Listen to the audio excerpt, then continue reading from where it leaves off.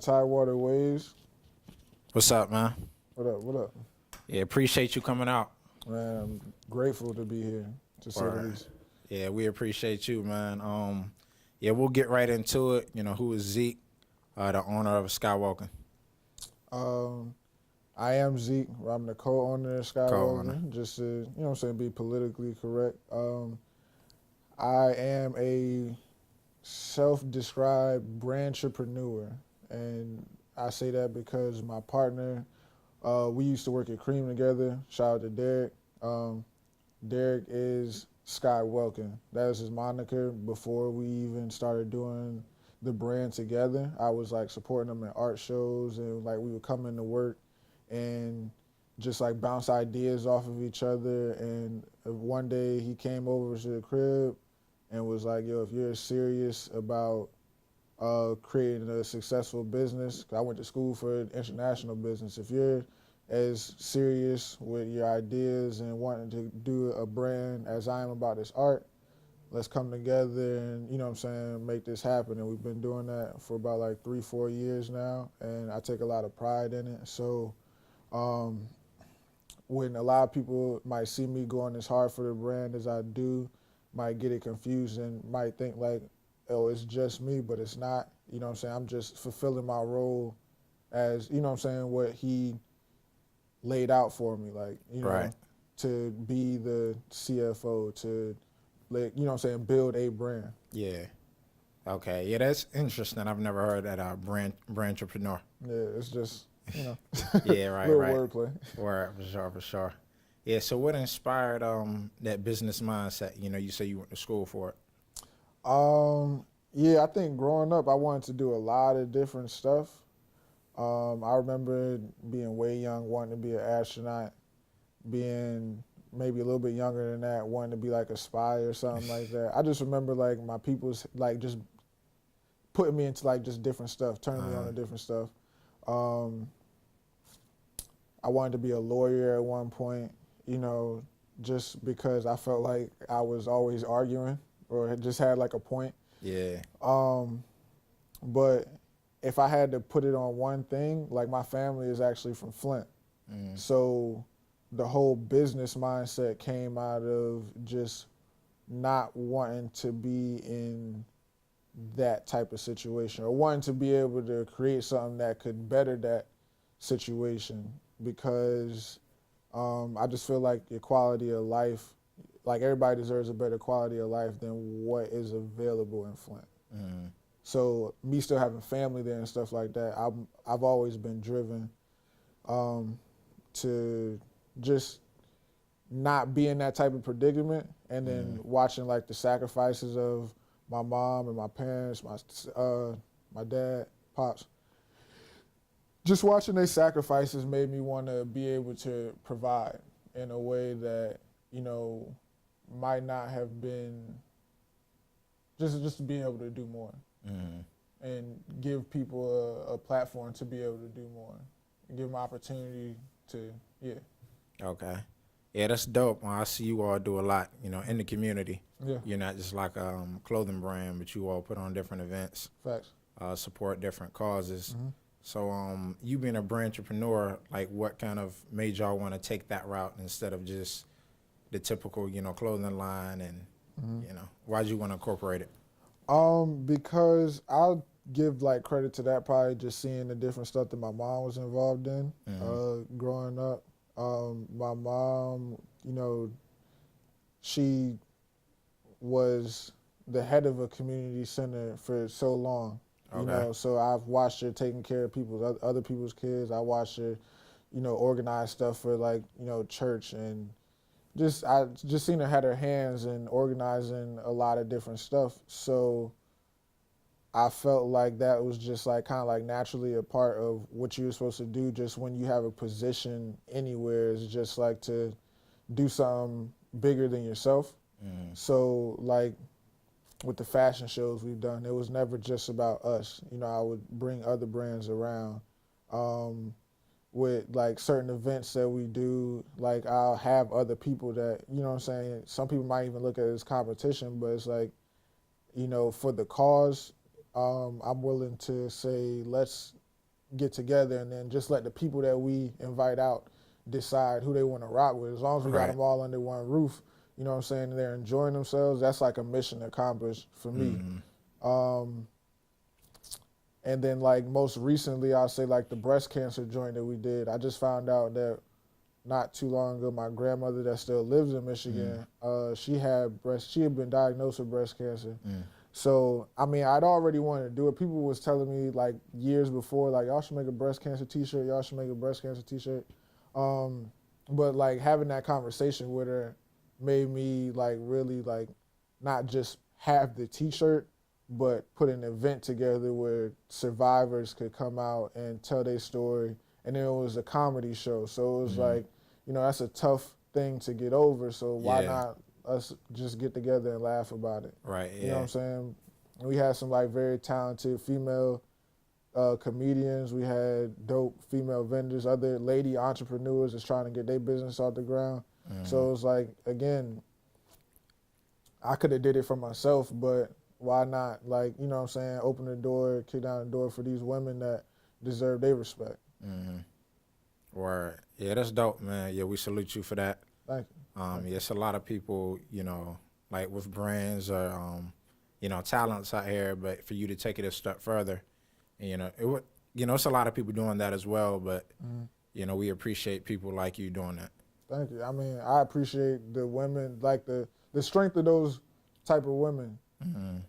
Not just the ones that are like getting their own money on the business side, but it takes a lot to understand that you have an ailment and you don't know like how this is going to go. When you hear that so many people have like passed from it, like you just don't know. So like I feel like for those women in particular who get like a second lease on life after they ring that bell, is like, yo, y'all deserve a celebration. You know what I'm saying? Y'all deserve somebody to just be like, yo, you know what I'm saying, congratulations. More than just, even like outside the month. You know what I'm saying? Like if you can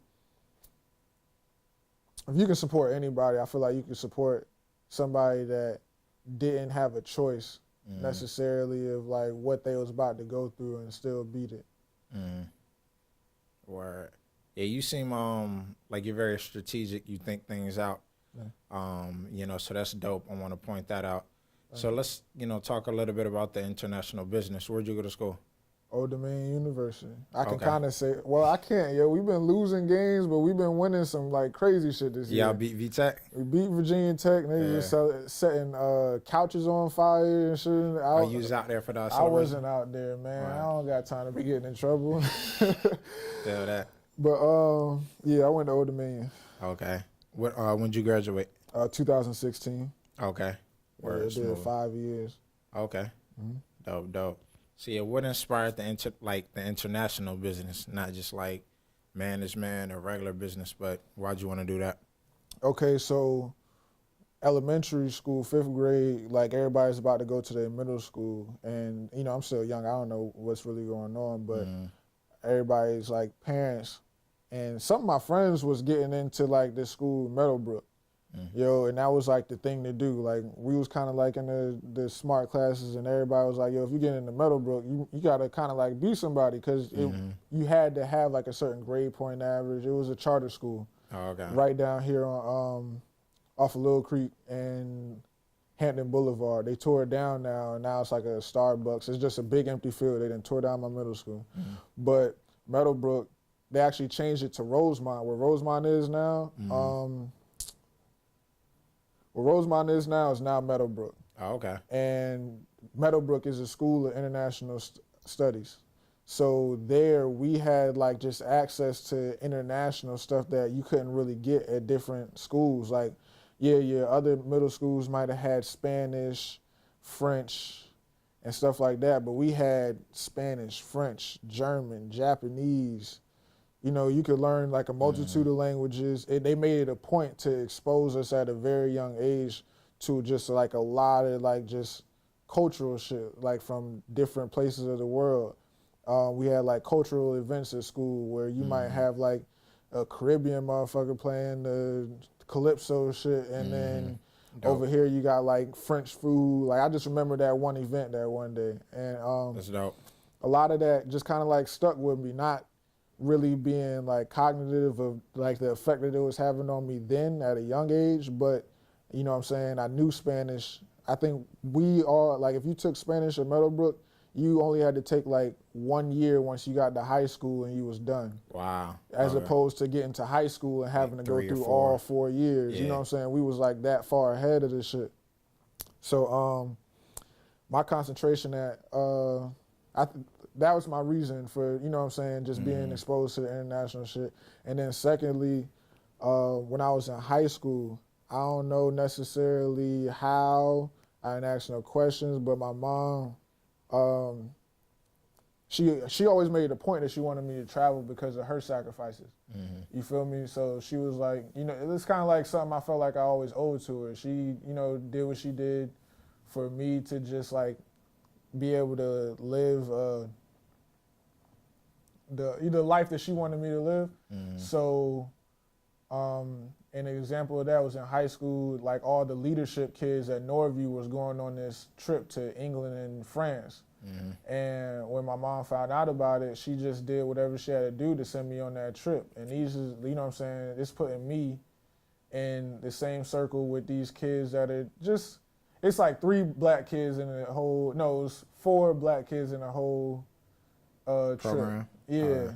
Not even the whole program. It just, shit, it might have been 3 in it, because I wasn't in that program. I just was on the trip. Oh, wow. Yeah, so it was more expensive for us too because of that. Like I think the leadership kids got like a break because they was in that program, but I don't think I got that same break. But nonetheless, she did what she had to do to send me on that trip. You know what I'm saying? I think we had like cookouts and like family would like donate bread or some shit like that just so that we could, you know what I'm saying, so she could get me there. And I, you know what I'm saying, I appreciate that shit because that experience sending me at like 15, 16 years old to a whole nother country, like that shit was wild to me, you know, and getting to see shit that you've seen in books or like on TV, you know what I'm saying, in real life, like being at the top of the Eiffel Tower and shit like that, like damn, like, you know what I'm saying, that's shit like, you know, not everybody gets those opportunities. Right. So I wanted to take those chances, like those sacrifices that were, you know what I'm saying, the shit that people sacrificed for me, I never wanted to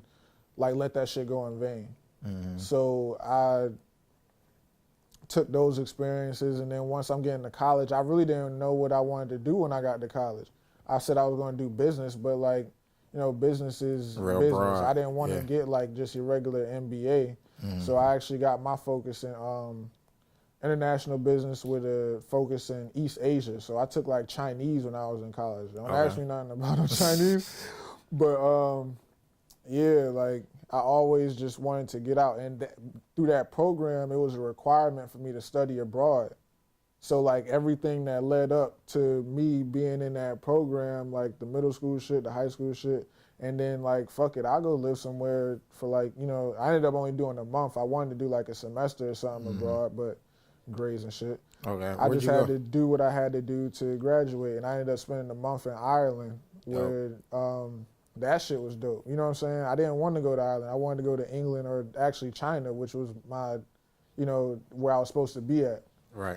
But man, I had like some of the best time of my life in Ireland, drinking beer like it was water. Some of the people that I was, and that trip, I was the only black kid, and I was just like, you know, in a situation like that, especially overseas, and it wasn't just ODU kids, it was like everybody, it was like people from all over, New Mexico State. Wow. It was motherfuckers from Oakland, Portland. It was just like people from all over on the same trip in Ireland. And again, me being only like African American in that group, you could see that people were more standoffish to like fuck with me. So what I did was made it a point to like fuck with them. Right. Just to show you like, nah, I'm not like, yeah, I'll be out in my do-rag or some shit like that, but I'm still cool. Like I'm over here off the same shit that y'all on. How could you like feel some type of way or just be standoffish or a little bit pretentious, and we here for the same shit? It's not like you walking through a neighborhood and you just see me and you feel like that's not where you're supposed to be at. Like, across the street. Yeah. Yeah, it was so like those are like barriers that I don't mind breaking down because it's kind of like essential for me to live the type of life that I want to live. Like I want to be able to move, you know what I'm saying, amongst different types of people because that's just like how it was built. Yeah. Is to be able to understand like different languages, different people, different cuisines. Like I just like a variety of shit because I don't stay closed-minded, you know? Yeah. Dope. And yeah, that's for somebody in your position, you know, that's what you need, you know, being that leader, being able to, you know, just move, mingle with certain people and just take things to the next level. Facts. Expand. So yeah, that's dope. Also, you know, I want to segue, you kind of beat me to it, into like collaborations, network. How has that played into the expansion and, you know, the brand growth of Sky Welkin? Man, I could tell you like so many stories of just like me being in like a random place and having a conversation with somebody. It might be it just like turning into like a fruitful experience. Yeah. Most recently, I would say like we did.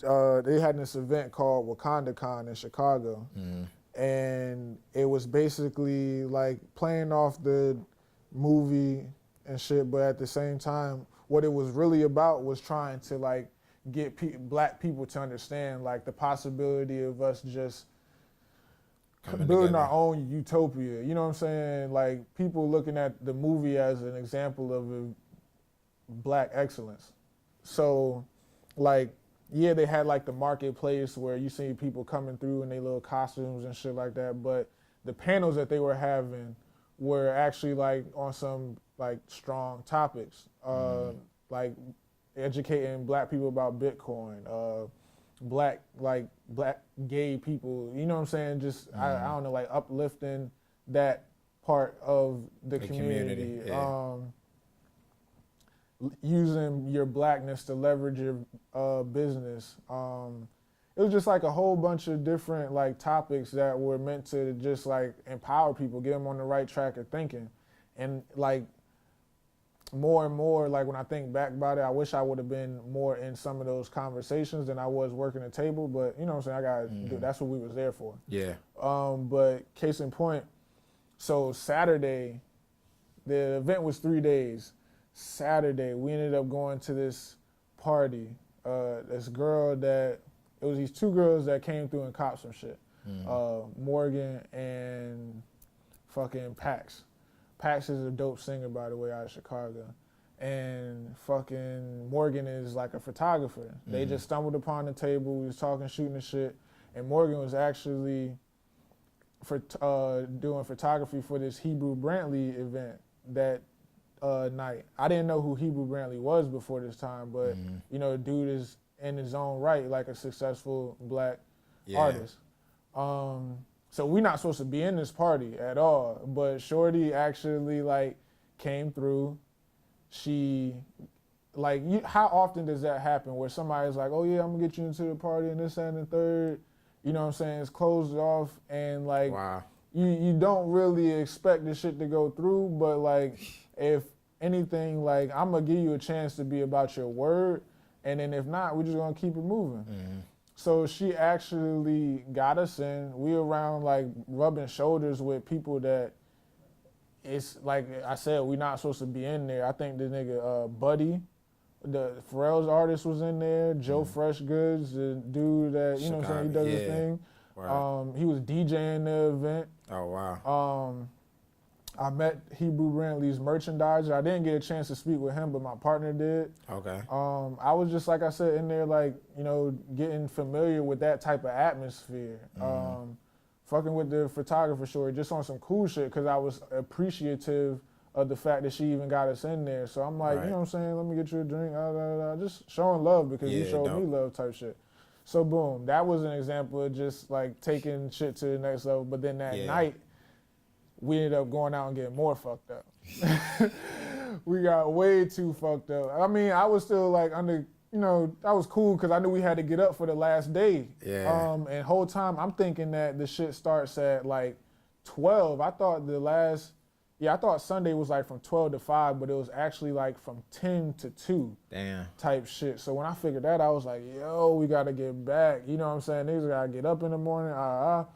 And fucking my partner gets up on Sunday. He goes straight there. He beats me there because I was fucked up too. Nobody gets me up.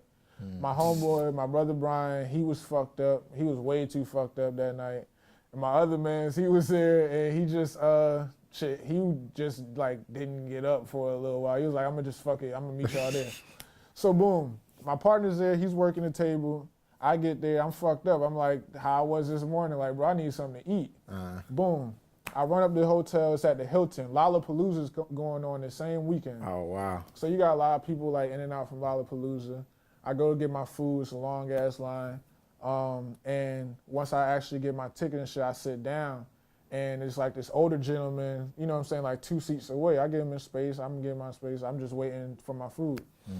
So he actually started speaking to me, like asking, was I here for like the convention? And I told him like, yeah, like we're in it. Like I have a brand, you know what I'm saying? I started giving him the spiel about my brand and shit. And I asked him like, who are you? And dude was actually, I was talking to Dr. Jamal Turner, who was actually original Black Panther, like way back when all that shit was going on. He was right there on the front lines with the Hueys, you know what I'm saying? Yeah, he crazy. was in all that shit.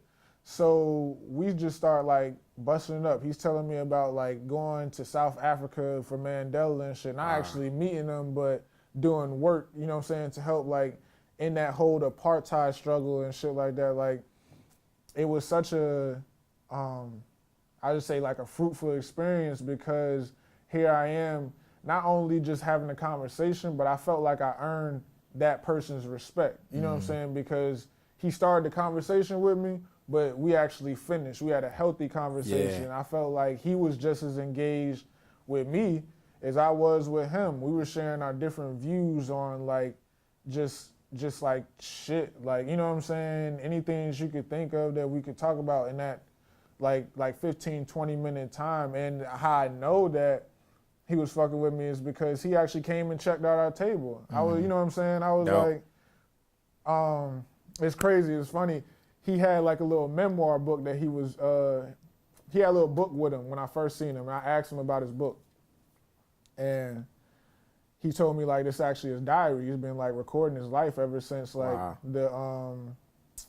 ever since the time of the Black Panthers where he was involved in that.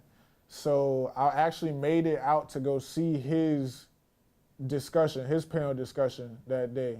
Oh, he was at the event. Yeah, he was actually in the event. He was a part of it. So like when he's asking me like, what am I doing? I'm telling him I'm a vendor. I'm like, what do you do? Like, what are you here for? He's like, I'm actually in this shit because of this reason. You know what I'm saying? I'm that nigga basically. Right. You know, no disrespect to him calling him a nigga, but like, you know what I'm saying? That type of shit. Term of endearment. Yeah. But nah, he's in his like white dashiki and shit like that. So I go at the end of his event because he came and showed me love. So that's another thing, yo. You ever like been, okay, you like dap somebody up and then they hold your hand, especially like with an older person. Yeah. You know what I'm saying? They kind of like don't like let your hand go while they talking to you. That's how he was doing me. Like when he came to see the table and shit like that, like that's how I felt like, because my pops do that too sometimes. So it's like, I feel like that's like a energy, like a man-to-man type of thing. Like I'm a, you know what I'm saying, feel your grip, you gonna feel mine, but we actually making eye contact and having a conversation like on some like man-to-man shit. So already understanding that from my pops and then getting that from dude made me feel like that was like a moment. You know what I'm saying? So when I went to go check him out for his panel, I was like, I gave him one of our pens and I was like, yo, I'm gonna just give you this joint and you know what I'm saying, hopefully I'll make it to a second page in your memoir because I know you're gonna write about me today. Yeah. Type shit. You know what I'm saying? Like that's just how I felt about that. Man, that exchange that we had. And that's like over 2 days, like some shit that Lollapalooza was the way bigger event, of course, but I felt like we made more of an impact just by you know what I'm saying, the shit that we got into that we really wasn't, like, it all happened by chance. And that's just like one example. Like, even before that, I went to Amsterdam in July. Well, first, I went last year. You know what I'm saying? I was going to take somebody some shorts that I met when I was studying abroad. And I forgot the shorts, but I ended up stumbling upon, I didn't know Amsterdam had their own fashion week. Oh, really? Yeah, fact. So, like, I ended up just, like, doing what I do, just, like, chiefing and chilling and going places and just, like, bumping into people. I ended up bumping into these guys that run this brand called the New Originals. My man, like, he put me on to, like, this big-ass party that was happening downtown or at the big-ass hotel in Amsterdam. And there I met this photographer. Again, that was by chance. I wasn't even supposed to be at that party because I didn't even know that shit was going on. I'm in there meeting people. So then this past year I went back because I wanted to get a photo shoot done with one of the photographers that I met over there. Shout out to my man's A-Part.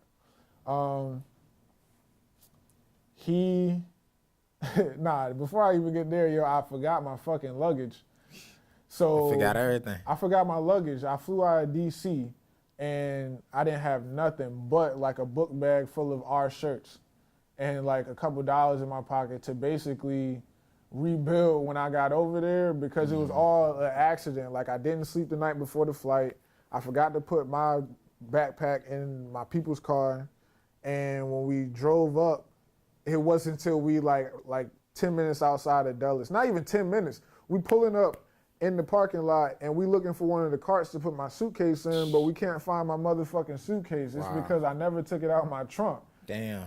So, like I said, I just had my book bag, my work shit, my satchel, laptop, like my planner, and like the shirts that I was gonna do for the photo shoot. That's all I went over there with. Had to motherfucker just build from the ground up as soon as I got over there, buying drawers, I had to buy like a good like 4 or 5 days worth of clothes when I got back, when I got over there. And it taught me to like, I had to understand Dutch. You know what I'm saying? It taught me how to get around the city better than I did the first time. Cause the first time, I don't like doing touristy shit, but at the same time, I'm exploring the city on some touristy shit. Yeah. But this time when I went, I had to actually like survive there. You know what I'm saying? I had to go to the grocery store. I had to go, you know what I'm saying, find clothes. I had to find out where this was. I had to learn how to just like understand them better. I had to learn the subway station. I had to learn the train. You know what I'm saying? Yeah. All that type of shit. But we still got the photo shoot done. So I felt like that was like, you know, divine spiritual sign. Like, okay, you doing what's right, but I'm gonna put you through this. You know what I'm saying? I felt like that was a test. Like, okay, and it's not even the worst that could happen, but it's just like staying sharp. You know what I'm saying? Just kind of, it's like my own fault that it happened, but at the same time, you know what I'm saying? I embrace the challenge of being able to adapt. Right, yeah. Adapt. You gotta adjust, keep your composure. Facts. Yeah, big in business, man. Yeah, I was sick though. I don't care. I was so sick when I found out I left my shit because I'm thinking that I'm going there for Amsterdam Fashion Week again. Yeah, you already had your outfits, all that. Fits laid out, you know what I'm saying? The shirt on top of the pants with the shoes and shit. Like, oh, I'm gonna kill them. But that's crazy. Fucking the whole time it wasn't like they had rescheduled the Fashion Week anyway. So it was like I didn't miss out on that. Okay. And I got the work that I wanted to get done. You know what I'm saying? That's a business write-off. I was going over there for a photo shoot type shit. Yeah.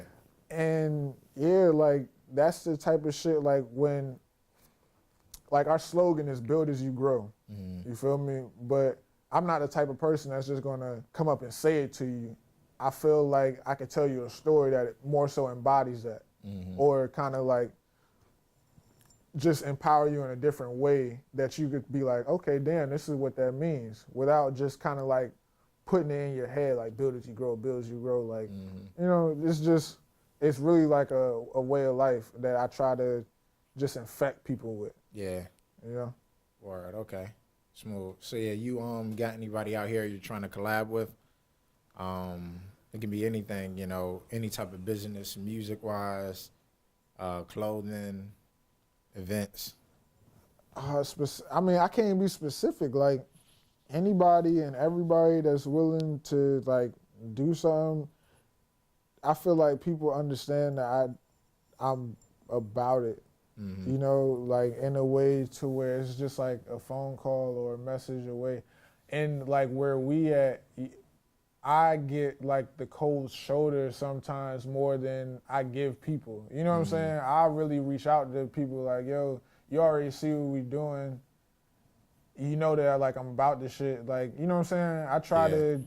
I still like extend my hand. You know what I'm saying? I'm never too shy to do that. I don't even want to make it seem like it's still like we've made it to like some untouchable level. Like, nah, I still feel like I'm like on the ground with everybody else that's doing their thing. So I'm not opposed to like trying to rock with anybody. Yeah. It's just, what are y'all trying to make happen? You know what I'm saying? I just want the same level of intensity, the same level of execution. That's all I ask. As long as you got a good idea, we can build on that idea. Just, you know what I'm saying, come at me with a good idea. Don't just be like, oh, this, you're doing this, so let me see how I can put my name on it with you or something like that. Yeah. Yeah, because I don't really even believe in the hype shit. Like, I'll be selling clothes and might not even be out and about to see people wearing this shit. So like when I do, like it's always a surprise. Like, damn, I guess a nigga didn't just buy the shirt to keep in the drawer or to like shut me up or some shit like that. Right. Like, damn, maybe people was actually rocking with this shit. But I work so hard at everything and just trying to keep the shit moving that I don't always just understand that, okay, yeah, the shit's paying off. I just see a whole pile of shirts and I'm like, damn, I gotta get these shirts going. You know what I'm saying? Yeah. And then I need to get some more shirts. Right. That's what it is. But I mean, yeah, anybody. I'm with it. I've done it. You know, as far as like we did 2 Truly Yours fashion shows. Yeah, I organized, but I had help. Sierra Wesley she works with Shape now, and she does her own thing. I think it's Views of You.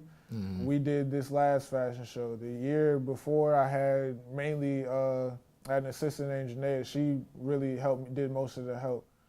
But it wasn't just us. It was like us alongside All Might, Steve's, Capital, Rocky with Stone Ave, Kiana with Concrete Culture, Kenneth Love.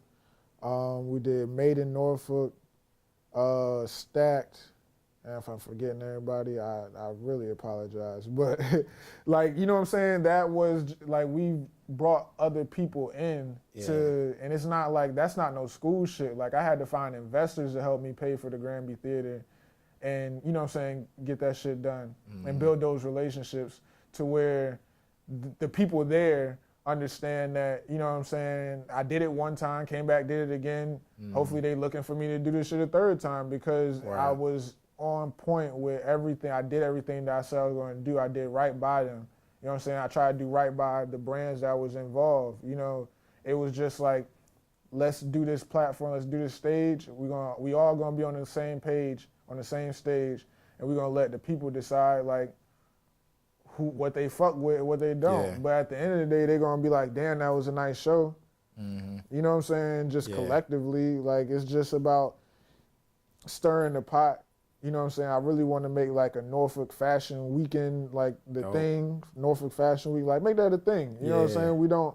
We need that type of culture. For sure. You know, I try to do shit that the people that I didn't see happening. So like we had billboards and shit up, you know, just like to give like that young motherfucker the chance to like look up at something and, you know, inspire them to, you know, do something. And then hopefully that person will be like, you know what, I was inspired by this, now I want to work with you. You know what I'm saying? Like I'm just trying to incubate that type of creativity and that type of type of vibe. Like, yeah, we can get it and I'm not scared to get it with you. You know, it's not gonna hurt my shine for us to shine together. Okay. Yeah, smooth. See, how can is your internship opportunity still available? You trying to get down? Hey, it makes sense. You trying to get, hey man, hey, like for real, I'm really all about aligning myself with people that are just as serious about their craft as I am about ours. So it's not even like on some waiting for a post to say, yo, we looking for help. Like, you know what I'm saying? If you got some ideas that you trying to put into fruition and I got the time, the resources, and we can make something happen for both of us, come through. Word, okay. Yeah, I was talking about the viewers, but I'll keep that in mind. Yeah, Yeah. oh no, see, I'm talking like it's just me and you. Oh, like, yeah, for you sure. with Well, it, yeah. like, come on, let's get Now, it. we definitely going to collab on some Word. stuff, man, because, you know, I like, you know, people like you know, just very grounded. You Yeah. know what I mean? You're serious about what you're doing. You know, the proof is there. So, yeah, we definitely, you know, can come up with some type of stuff. Yeah, no doubt, man. I Yeah. appreciate that. I appreciate that you see that, and you know what I'm saying? I'm looking forward to, you know, whatever we can put together. Like, again, it's just about pushing everybody forward, Definitely. you know? Well, yeah, so, you know, any viewers out there, if y'all want to, you know, collaborate, help out with the Sky Welkin brand, you heard it here, so. Yeah, and shit, it doesn't even have to strictly be us. Like, we put together an organization at ODU where, like, I try to hold these networking meetings to where, like, say you have an idea and I can't do nothing with it at that time, I'm trying to invite different brands, different Dope. media platforms, different stores that might need, you know what I'm saying, somebody, they might need to hire somebody. Yeah. You know, just, I try to put a whole bunch of different people in the same room and just let whatever happens, happens. You know, because if we all kind of got like a similar goal, which is just, I mean, I feel like everybody wants to be successful. It doesn't have to just go through me. You know what I'm saying? I like being proud of other people too. You know what I'm saying? I give credit where credit is due. I give niggas their flowers while they can still smell them. Like, you know what I'm saying? I'm not shy telling somebody, I'm proud of what you're doing, type shit, in any lane. So, you know, why not? I just want to see like I just want to give us a culture. You know what I'm saying? It doesn't have to have my name on it for it to be present. And just to not even like boast about it, but to just know like, okay, I put those two people together and this is what they did from it, you know?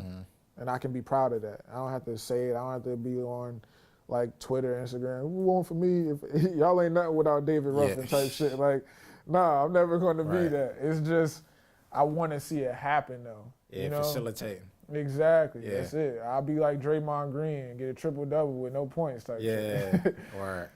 Yeah. Yeah, so we on the same page. Yeah. Thanks. Yeah, so any other upcoming, you know, events? I know you got the happy hour during October. Yeah, happy hours. We got one tonight, in the 31st. Maybe we can make it like a costume party or something like that. Working on another paint and sip, which we'll have the details for soon. If anybody out there is like fucking with like Art Basel in Miami, we're gonna be down there. It's like the first weekend in December, and we have a setup through the Fame Gallery. The Fame Gallery down in Miami. We'll be like right in the Wynwood section with the clothes and my partner's art. What else? I mean, everything else is just more so like in the working, so I don't want to speak on nothing that, you know what I'm saying? Yeah, for sure. And it don't fall through, but those are like couple of solid examples. I'm definitely going to be trying to do another fashion show. Not trying to. We will be doing another fashion show.